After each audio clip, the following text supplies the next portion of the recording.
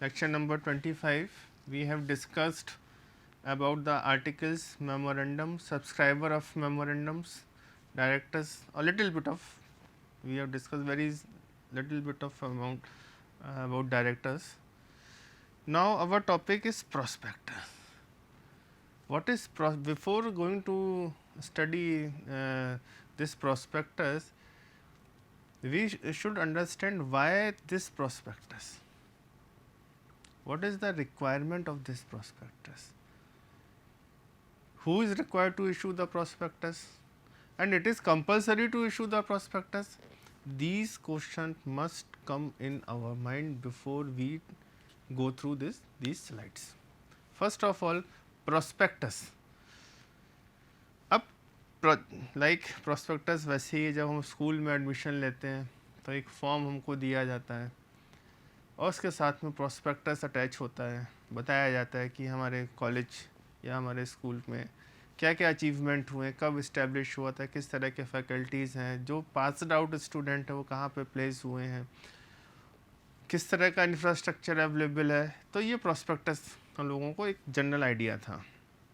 But जब भी कोई कंपनी अपने शेयर्स मार्केट में इशू करती है, ऑब्वियस सी बात है पब्लिक कंपनी शेयर अपने मार्केट में इशू करेगी.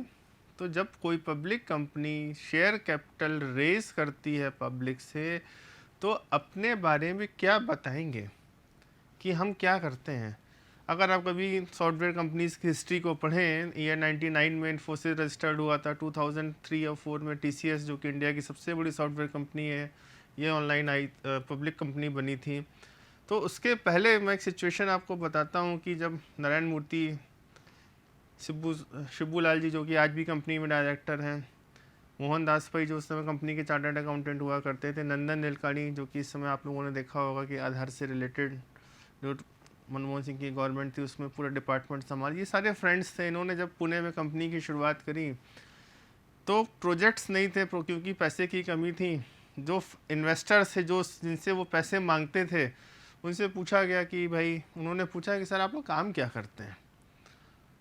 तो 90s की बात थी, लोग जानते नहीं थे कंप्यूटर्स के बारे में. जो बड़े इन्वेस्टर्स थे, ने कहा ठीक है हम आपके ऑफिस विजिट करेंगे. ऑफिस में विजिट करने के लिए पहुंचा तो देखा टीवी रखे हुए हैं. तो उन्होंने बताया नहीं सर ये टीवी नहीं कंप्यूटर. हो अच्छा कंप्यूटर रहा हूँ, टीवी जैसे ही लगा. उस टाइम आज की तरह एलईडी एलसीडी नहीं आते, लैपटॉप्स नहीं होते थे इतने ज़्यादा. अच्छा, उन्होंने अपना पूरा बिजनेस बनाया कि हम सॉफ्टवेयर बनाएंगे, इस तरह से काम करेंगे. तो इन्वेस्टर्स को बात समझ में नहीं आई. उन लोगों ने अपनी मीटिंग करी, उन्होंने कहा पता नहीं ये नए लड़के हैं क्या काम करेंगे, टीवी दिन भर देखा करते हैं बैठ के, आगे कुछ कर पाएंगे कि नहीं. तो हम किस फील्ड में काम कर रहे हैं, क्या काम कर रहे हैं, प्रोस्पेक्ट्स क्या है हमारे, वो सारी चीज़ें हम लोगों के बीच में जाने से पहले कैसे बताएंगे. तो एक डॉक्यूमेंट प्रिपेयर किया गया, उसको नाम दिया गया प्रोस्पेक्टस. और उस प्रोस्पेक्टस का काम ये था कि जो इन्वेस्टर्स हैं, जो कंपनी के शेयर्स को परचेज करने जा रहे हैं, उनको पता चल सके कि कंपनी क्या काम करती है, कंपनी का बिजनेस कैसा है, कितनी सेल्स है, डोमेस्टिक सेल्स कितनी, एक्सपोर्ट सेल्स कितनी. अगर कंपनी एग्जिस्टेंस में है, मैं नई कंपनी की बात नहीं कर रहा हूँ जो फंड रेज करने जा रही पहली बार, उसके बाद बिजनेस शुरू करेंगे. मैं जस्ट एक ऑफर फॉर सेल के बारे में बात कर रहा हूँ. एग्जिस्टिंग कंपनी है, क्या ईपीएस कर रही कंपनी, प्रॉफिट में ग्रोथ कितना है, एबिटा ग्रोथ कितना आ रहा है, हमारा रेवेन्यू कितना ग्रो कर रहा है, इन सब चीज़ों को बताना. कंपनी इंडिया से बाहर कहाँ कहाँ बिजनेस करती हैं, क्योंकि अगर कोई कंपनी, मैं आपको बता रहा हूँ, अगर कोई कंपनी एक्सपोर्ट सेल्स करती है और उसके पास डॉलर रेवेन्यू भी अगर आ रहा है तो एक सेकेंडरी इनकम जनरेट करने का सोर्स होता है, क्योंकि अक्सर डॉलर रुपी के कंपैरिजन में इंक्रीज़ होता रहता है. तो ये सारी चीज़ें हम प्रोस्पेक्टस के थ्रू लोगों को बताते हैं. लोग उस प्रोस्पेक्टस को लेते हैं, पढ़ते हैं, स्टडी करते हैं, उसके बाद कंक्लूजन ड्रॉ करते हैं whether to invest in that particular company और नॉट. तो main purpose of the prospectus is to make aware the investor in about the company and about the product and services of the company. So let's go through the prospectus. Meaning, In earlier lecture I have discussed, I will to explain you the meaning of security. Security का क्या मतलब होता है, यह मैंने आपको कहा था बताएंगे. अब यहाँ पे पढ़ते हैं सिक्योरिटी का मतलब क्या होता है. बेसिकली सिक्योरिटीज़ का मतलब है, देखिए यहाँ पे जो सिक्योरिटीज़ का जो डेफिनेशन आपको बताई गई है और उसमें शब्द को ध्यान दीजिएगा. देखिए डेफिनेशन आप लोगों को मालूम होगी, इंक्लूसिव डेफिनेशन होती है, एग्जॉस्टिव डेफिनेशन होती है. इंक्लूसिव डेफिनेशन का मतलब होता है वो डेफिनेशन जो एक्ट में दी गई है, बस जो इन्होंने कह दिया वही है. एग्जॉस्टिव डेफिनेशन मतलब आपने स्कोप छोड़ के रखा हुआ है. तो ये एक इंक्लूसिव डेफिनेशन है and this definition is given securities contract and regulation act 1956. आइए पढ़ते हैं इस डेफिनेशन को. As per section 281 the term securities means securities as defined in clause H of section 2 of the Securities Contract and Regulation Act 1956. इसको हम लोग short form में SCRA भी बोलते हैं, लिखा हुआ है. The definition given by section 2H is as under, और लिखा हुआ है, हमने हाईलाइट करके लिखा हुआ, सिक्योरिटीज इंक्लूड. सिक्योरिटी क्या क्या इंक्लूड करती है उसके बारे में बताया जा रहा है. Shares, scripts, stock, bonds, debentures, stock और other marketable securities of like nature in और ऑफ एनी इनकॉर्पोरेटेड कंपनी और अदर बॉडी कॉर्पोरेट. डेरिवेटिव्स, जब आप इन्वेस्टमेंट पढ़ेंगे तो आपको डेरिवेटिव्स पढ़ाया जाएगा. Derivatives is the very advance product of securities market in which only contract are traded. और टिपिकल सी चीज़ है डेरिवेटिव्स, नई चीज़ है. इनिशियली जब मैंने डेरिवेटिव्स पहली बार पढ़ा था तो मुझे भी समझ में नहीं आया था कि डेरिवेटिव्स किसके बारे में ये बात करी जा रही है. लेकिन जब प्रैक्टिस किया, इसको ट्रेड करना सीखा, समझा, डेरिवेटिव्स एक समझ लीजिए एक ऐसा हाई रिस्की इंस्ट्रूमेंट है जो आपको एक लंबा प्रॉफिट कमा सकता है एक दिन में. आप बिलीव नहीं करेंगे, डेरिवेटिव्स के में अगर आप ट्रेड कर रहे हैं तो एक दिन में आपको मौका लगे तो 700% तक रिटर्न कमा सकते हैं आप. सरप्राइजिंग है आपके लिए.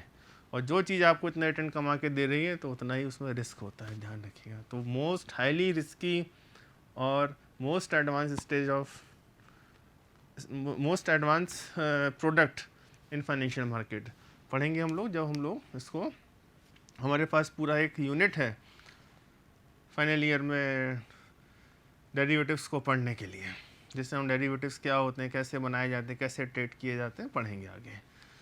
नेक्स्ट है यूनिट्स और अदर इंस्ट्रूमेंट. जैसे म्यूचुअल फंड्स वगैरह में हम यूनिट्स लेते हैं, वो सब सिक्योरिटीज की कैटेगरी में कवर्ड है. हमको यहाँ पे सिर्फ ये बताना है ये डेफिनेशन इंक्लूड्स लिखा हुआ है, इंक्लूसिव है, एग्जॉस्टिव नहीं है.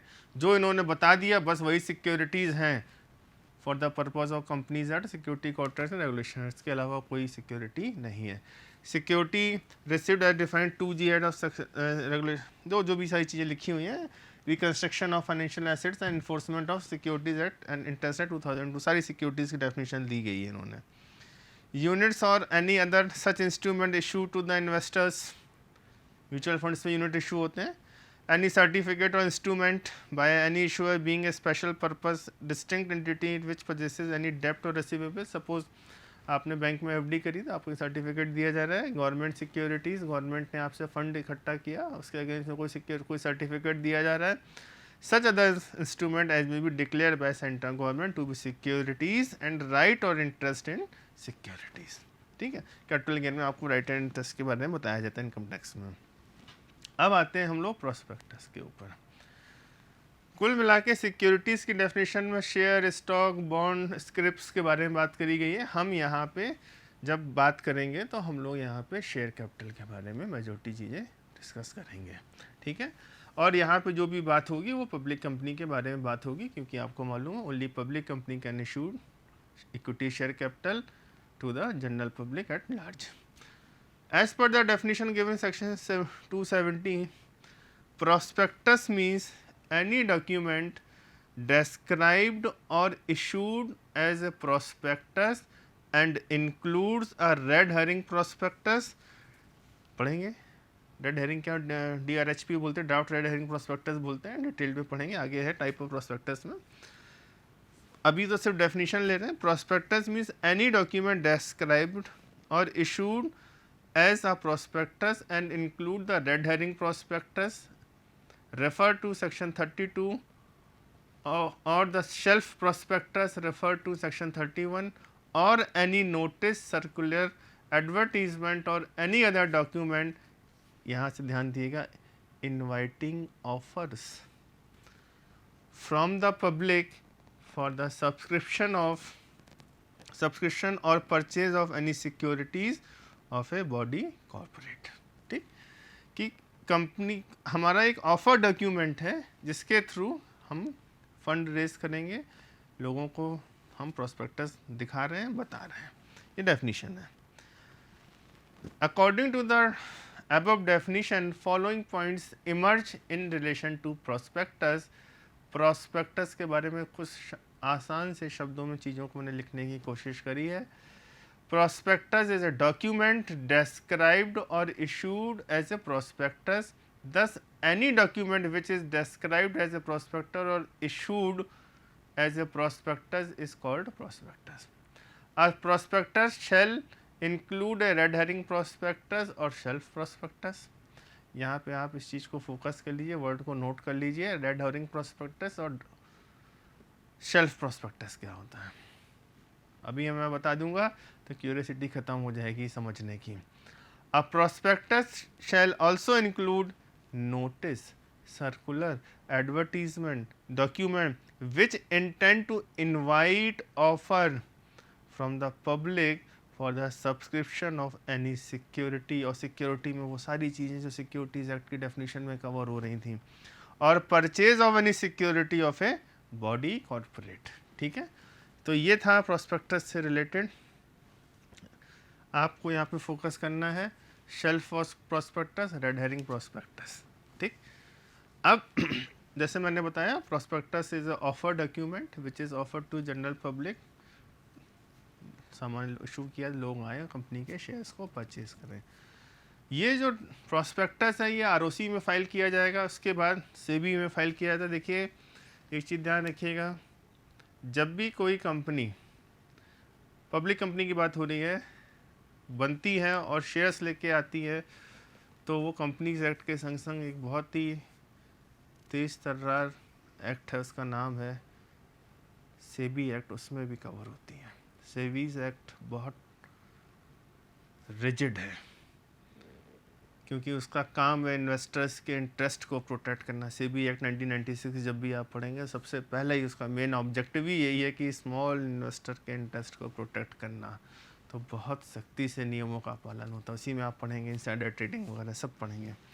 आते हैं प्रोस्पेक्टस, समझ में तो आ गया। एक ऑफर डॉक्यूमेंट है, कंपनी जब शेयर्स इशू करेगी तो प्रोस्पेक्टस पहले लेके आएगी। अब प्रोस्पेक्टस में क्या क्या मैटर्स लिखे जाते हैं। Prospectus to be dated and signed and to state specified information. Prospectus पर डेट लिखी होगी और साइन किया जाएगा। Prospectus to be issued after delivery to the registrar for filing. कह रहे हैं पहले आप अपने जो आपका आरओसी है रजिस्ट्रार ऑफ कंपनीज के पास सबमिट करिए प्रोस्पेक्टस, क्योंकि वो पब्लिक डॉक्यूमेंट बनेगा, कोई भी पर्सन उसको देखना चाहेगा तो उसको देख सकता है। Prospectus not include expert statement under certain circumstances.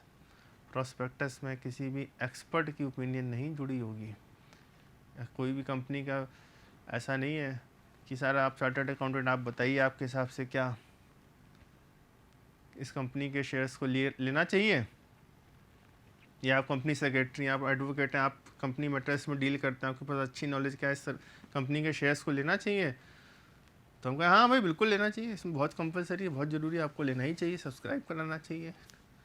तो वो कहेगा इन्वेस्टर की सर आप अपनी भी एक ओपिनियन दे दीजिए। तो एक एक्सपर्ट अपनी ओपिनियन प्रोस्पेक्टस में नहीं दे सकता है। Prospectus to mention compliances of certain formalities on its face. Compliances मतलब अनुपालन करना, नियम शर्तों को फॉलो करना।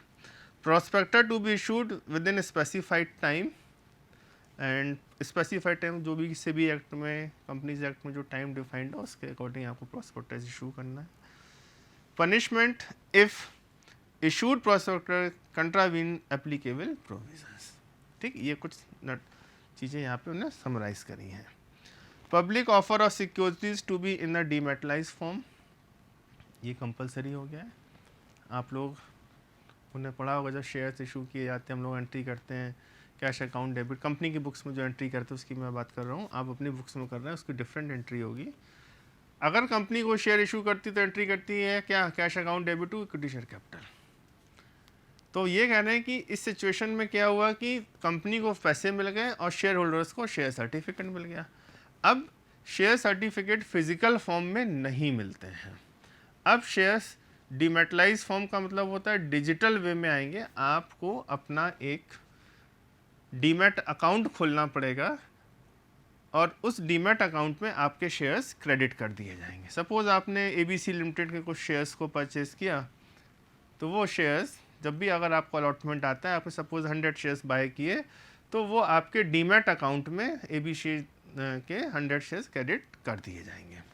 तो every company making public offer and such other classes और classes of company as may be prescribe, as may be prescribe का मतलब जैसा रूल्स और रेगुलेशन कहें, shall issue the securities only in dematerialized form by complying with the provision of Depositories Act 96 and the regulation made thereunder। Simple सी बात है, अब कोई भी कंपनी अपने शेयर्स को डिजिटल फॉर्म में ही इशू कर सकती है, फिजिकल शेयर सर्टिफिकेट इशू नहीं होंगे, ये ध्यान रखिएगा। जिनके पास थे भी, शायद लास्ट ईयर 31 मार्च लास्ट डेट थी, उन सभी लोगों को अपने शेयर्स को डिजिटल फॉर्म में कन्वर्ट करा लेना था। CDSL और NSDL दो गवर्नमेंट की अपेक्स बॉडी हैं जो कंपनीज के एग्जिस्टिंग कंपनीज के फिजिकल सर्टिफिकेट्स को डिजिटल फॉर्म में कन्वर्ट करने का काम करती थी। ठीक है, ये सारी चीज़ें उसी से रिलेटेड लिखी हुई हैं। एडवर्टीजमेंट ऑफ प्रोस्पेक्टस, ये ध्यान से देखिए, क्या प्रोस्पेक्टस को पब्लिश किया जा सकता है। कह रहे हैं where an advertisement of any prospectus of a company is published in any manner, it shall be necessary to specify therein the contents of its memorandum as regarding the following object। Company क्यों बनाई गई, पैसा क्यों चाहिए आपको, आप पैसा fund raise कर रहे हैं, फंड रेजिंग का ऑब्जेक्टिव क्या, वर्किंग कैपिटल के लिए फंड रेज कर रहे हैं, फिक्स एसेट्स के लिए फंड रेज कर रहे हैं, या अपने लोन का रीपेमेंट करने के लिए फंड रेज कर रहे हैं, बताइए आप प्रोस्पेक्टस में। Ability of members and the amount of share capital of the company, कितना चाहिए। रिसेंटली जोमेटो का IPO आया, 9,000 करोड़ का फंड रेज किया। आप लोग सुन के सरप्राइज होंगे, इंडिया में 1 लाख करोड़ से ऊपर के मार्केट कैपिटलाइजेशन की कंपनी में शुमार हो गई जोमेटो, और ऐसी सिर्फ 48 कंपनियां हैं। बड़ी सरप्राइजिंग फिगर मैं आपको बताऊं, there are only 48 such companies whose market capitalisation is above than 1 lakh crore, और जोमेटो उसमें से अभी रिसेंटली लिस्ट हुई है।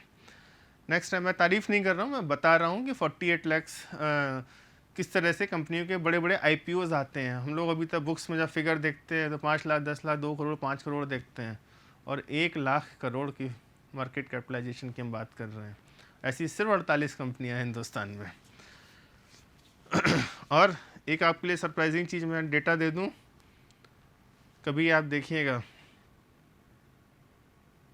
फेसबुक का मार्केट कैपिटलाइजेशन,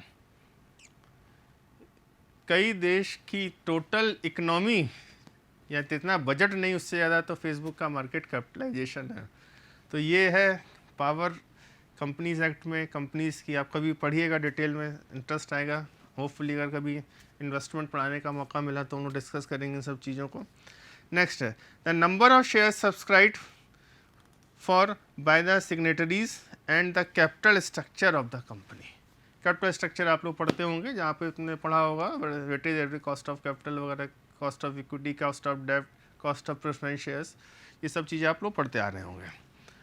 तो हमको प्रोस्पेक्टस में क्या क्या चीज़ें देनी, ये ध्यान रखिएगा कि फ़ंड हम क्यों रेस कर रहे हैं, फ़ंड को कहाँ यूटिलाइज़ करने। एग्जांपल मैं आपको दे चुका हूँ, कैपिटल स्ट्रक्चर कितना है हमारा, कॉस्ट ऑफ कैपिटल हमारी कितनी है, कितना फ़ंड रेस कर रहे हैं, ये सारी चीज़ें जब हम प्रोस्पेक्टस एडवर्टीज़ करेंगे तो हम देंगे। लेकिन प्रोस्पेक्टस इशू करने से पहले हमको ROC में प्रोस्पेक्टस सबमिट करना है, अपना ध्यान रखेंगे। Self prospectus, red herring prospectus and abridge prospectus. जब प्रोस्पेक्टस आरओसी में सबमिट कर दिया, डिटेल्ड प्रोस्पेक्टस हमने सबमिट कर दिया है, तो अब आता है topic red herring prospectus, self prospectus and abridge. The expression self prospectus means a prospectus in respect of which the securities or classes security included therein are issued for subscription in one or more issues over a certain period of without the issue of further prospectus। हमने एक बार prospectus submit कर दिया, अब उसी साल में time limit में अब हम दोबारा फंड रेज करने जा रहे हैं, तो हम दोबारा प्रोस्पेक्टस इशू नहीं करेंगे, क्योंकि हमने प्रोस्पेक्टस की कॉपी आरओसी में सबमिट कर दी है। अब हम बार बार प्रोस्पेक्टस इशू नहीं करेंगे, अब उसी को आप देखिए और हम अपना फंड, हम मतलब कंपनी फंड रेज करते रहेंगे। Red herring prospectus, red herring prospectus means a prospectus which does not include complete particulars of quantum और प्राइसेस और सिक्योरिटी इंक्लूडेड देयर। ये ध्यान रखिएगा, आज की डेट में जैसे हम लोग इंडियन कॉन्ट्रैक्ट एक्ट में पढ़ते थे, ऑफर हम लोगों ने पढ़ा था, या सेल प्राइस के बारे में पढ़ा था, ऑफर फॉर सेल के बारे में पढ़ा था। वही चीज़ यहाँ पे जब कंपनी अपने शेयर्स को इशू करती है तो वो बुक बिल्डिंग फॉर्म में इशू करती है, यानी कि आपको बिडिंग करनी होगी। वो फ्लोर प्राइस और कैप प्राइस आपको बता देंगे, उसी के बीच में आपको बिडिंग करनी होगी। तो उन्होंने बोला कि हमारा जो प्राइस होगा, प्राइस बैंड जो होगा 600 से 650 के बीच में होगा, अब आप कितने पे लेना चाहते हो ये बताओ। तो कह रहे वो उस तरह का प्रोस्पेक्टस होगा, तो रेड हेरिंग प्रोस्पेक्टस। एवरेज प्रोस्पेक्टस, सी पॉइंट लिखा हुआ है। एवरेज प्रोस्पेक्टस, ये सी 2 बार इसमें आ गया है। एवरेज prospectus means memorandum containing such salient feature of prospectus as may be prescribed by securities and exchange board of India, SEBI, making regulations in this behalf. In fact एवरेज prospectus is a summarise form of actual prospectus. छोटा सा prospectus publish कर दिया, सेबी ने बताया, detail तो आप ROC में सबमिट करिए, जो छोटा सा प्रोस्पेक्टस आप सबमिट करिए। समझ में आया? सेल्फ प्रोस्पेक्टस एक बार सबमिट कर दिया, उसी बिहाफ पे हम एक स्पेसिफिक टाइम में एक ही प्रोस्पेक्टस में 2 बार फंड रेज कर सकते हैं। रेड हेरिंग प्रोस्पेक्टस, उन्होंने बताया कि प्राइस बैंड हम एक दे दिया गया हमको, कैप प्राइस और फ्लोर प्राइस, उसी पे बिडिंग करनी है। और एवरेज प्रोस्पेक्टस मतलब एक स्मॉल प्रोस्पेक्टस हमको दिया गया है। ठीक है, आगे variation in the terms of contract और ऑब्जेक्ट इन प्रोस्पेक्टस। देखिए, आपने एक शेयर होल्डर होने के नाते कंपनी के शेयर्स को परचेज किया। परचेज करने के बाद अभी आपने अपनी एप्लीकेशन ही लगाई हुई है, आपको लगता है कि यार कंपनी के जो टर्म्स एंड कंडीशन मेमोरेंडम में डिफाइंड है उससे कुछ वेरिएशन हो रहा है, तो एक तरीके का आपके पास एक एग्जिट ऑप्शन होता है कि आप चाहें तो छोड़ के जा भी सकते हैं, अपना पैसा वापस ले सकते हैं। उसके बारे में बात करिए। Once funds are raise through a given prospectus, the principle of doctrine of ultra vires comes into play. इसीलिए मैंने अल्ट्रा वायरस आपको मेमोरेंडम में पहले समझा दिया था। The company has to use the funds strictly in accordance with the prospectus. Deviations are required to be pre-approved by the investors and recall options need to be given to the dissenting। dissenting मतलब वो share holders जो आपकी बात से सहमत नहीं थे। Deviation regarding use of proceeds of issue for buying, trading or otherwise dealing in equity shares of any other listed company is not permitted। ये लाइन ध्यान से पढ़ लेना, फिर से पढ़। Deviation regarding use of proceeds, यानी कि प्रोस्पेक्टस इशू करने से जो पैसा आया, कलेक्शन आया, फॉर बाइंग, ट्रेडिंग और otherwise dealing in equity shares of any other listed company, इस फंड का इस्तेमाल आप किसी दूसरी कंपनी के शेयर्स को परचेज करने के लिए नहीं कर सकते हैं। ये इन्होंने आपको बताया है। तो प्रोस्पेक्टस समझ में आया, रेड हेरिंग प्रोस्पेक्टस, एवरेज प्रोस्पेक्टस, शेल्फ प्रोस्पेक्टस समझ में आया। शेल्फ प्रोस्पेक्टस अक्सर एग्जाम से पूछा जाता है। रेड हेरिंग प्रोस्पेक्टस को ही हम लोग अक्सर, आप लोग देखेंगे जब इन्वेस्टर्स बात करते हैं तो बोलते हैं company has already submitted their DRHP to the ROC, DRHP to the SEBI. DRHP मतलब ड्राफ्ट रेड हेरिंग प्रोस्पेक्टस। ठीक, तो ये कंप्लीट जो इन्फॉर्मेशन थी ये प्रोस्पेक्टस से रिलेटेड थी। और आपको ध्यान रखना, प्रोस्पेक्टस एंड ऑफर डॉक्यूमेंट, एक ऑफर डॉक्यूमेंट होता है जब कंपनी को अपने शेयर्स किसी भी तरह की कोई सिक्योरिटी इशू करनी है। सिक्योरिटी क्या है, वो फर्स्ट स्लाइड में सबसे पहले हम लोगों ने सिक्योरिटी की डेफिनेशन को समझ लिया था। और प्रोस्पेक्टस एक ऑफर डॉक्यूमेंट है। प्रोस्पेक्टस में आपको जब भी एडवर्टीजमेंट करना है तो बताना है किस पर्पस के लिए फंड रेज कर रहे हैं, वर्किंग कैपिटल के लिए ले रहे हैं, फिक्स कैपिटल के लिए ले रहे हैं, या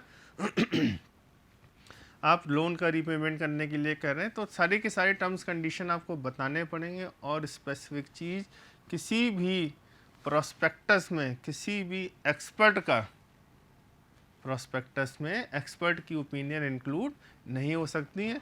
और अगर आपने शेयर्स को सब्सक्राइब करा भी लिया है तो आपके पास एक एग्जिट ऑप्शन भी है। तो ये आपको लास्ट स्लाइड में हमने 6 में डिस्कस किया है। तो यहाँ पे आके प्रोस्पेक्टस से रिलेटेड सारी चीज़ें ख़त्म हो जाती हैं। और लास्ट में जो बातें थी, एग्जिट वाली बात, तो फंड रेज करने की वाली बात हो गई। अब exit to dissenting share holder, the dissenting मतलब जो अनसेटिस्फाइड है, संतुष्ट नहीं है हमारी एक्टिविटी से।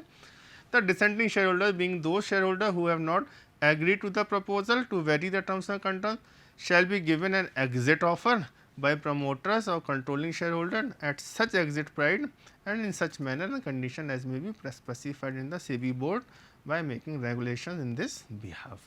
जाना चाहें आप जा सकते हैं, आपने जो पैसे सबमिट किए थे वो आपको वापस कर दिए जाएंगे। ये था एग्जिट ऑप्शन के बारे में। तो प्रोस्पेक्टस से रिलेटेड सारी चीज़ें हम लोगों ने यहाँ पे कवर अप करी हैं। नेक्स्ट टॉपिक जो हमारा अब शुरू होगा वो शुरू होगा डायरेक्टर से रिलेटेड, ठीक है। सो here is the we comes to last slide, and this is exit offer of dissenting shareholder. Now the topic of prospectus is over.